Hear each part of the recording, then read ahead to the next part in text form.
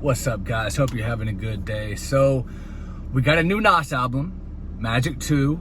I want to talk a little bit about it, a little bit about his career trajectory lately. And then at the end of the video, I'm going to give a sales projection on what I think it's going to sell in the first week. So this is crazy, man, because let me tell you guys this. If you've never seen any of my videos before, you might not know this.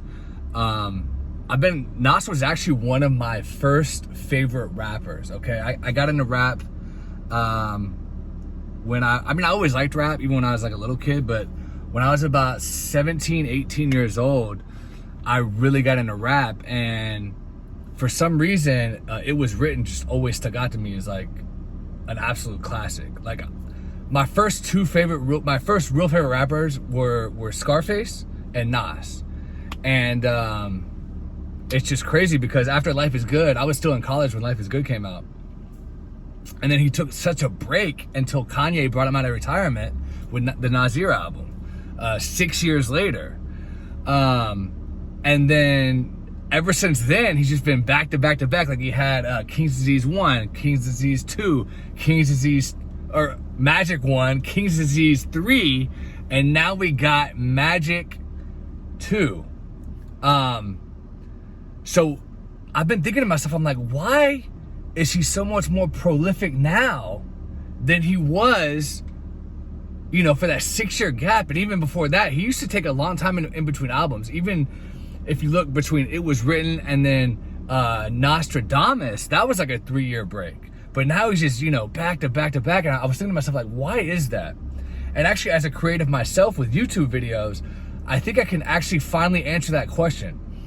I think the main reason he's able to drop so much music now, besides the fact that he's independent, I mean, obviously that makes it much easier, but I don't think that's really the main culprit or the main reason. I think the reason he's able to drop more now is because there's less pressure.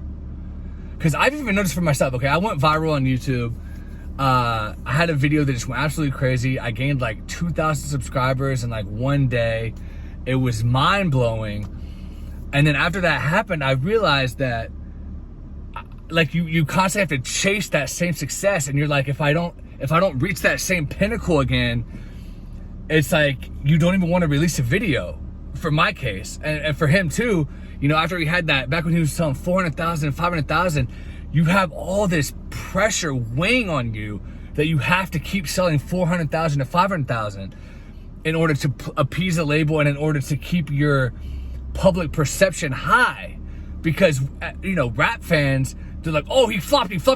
Like if you go from selling like 500,000 down to 100,000, it's like you flopped, your career's going downhill bad. So it's almost like if you feel like if you don't drop, versus dropping and flopping, if you just don't drop at all, people just always remember that you sold 500,000 first week last time. Kind of like what's happening with Travis Scott right now with Utopia. Think of it like that, like why he hasn't dropped in 5 years now, because he's scared to flop. So anyway, I think now that Nas has that big weight off his shoulder, it doesn't even matter anymore. He's independent. His true fans are going to buy it. I think that's why he's able to drop so much music now, which is cool, which is awesome. He's a legacy artist now. And while I haven't enjoyed his more recent output as much as I enjoyed It Was Written, Nostradamus, Stillmatic, Illmatic, I haven't enjoyed it as much as that old stuff.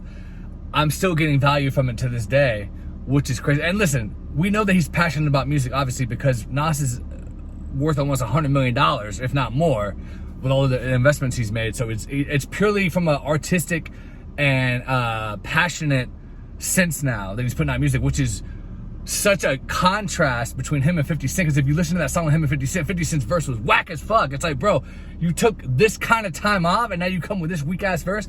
So anyway, I haven't listened to the album. I listened to that one song, and I also listened to Bokeem Woodbine, those two songs.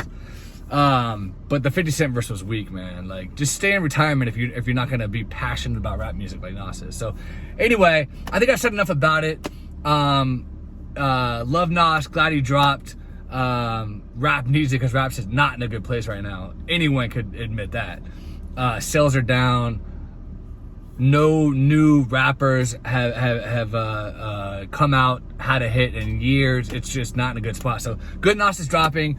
The game needs it.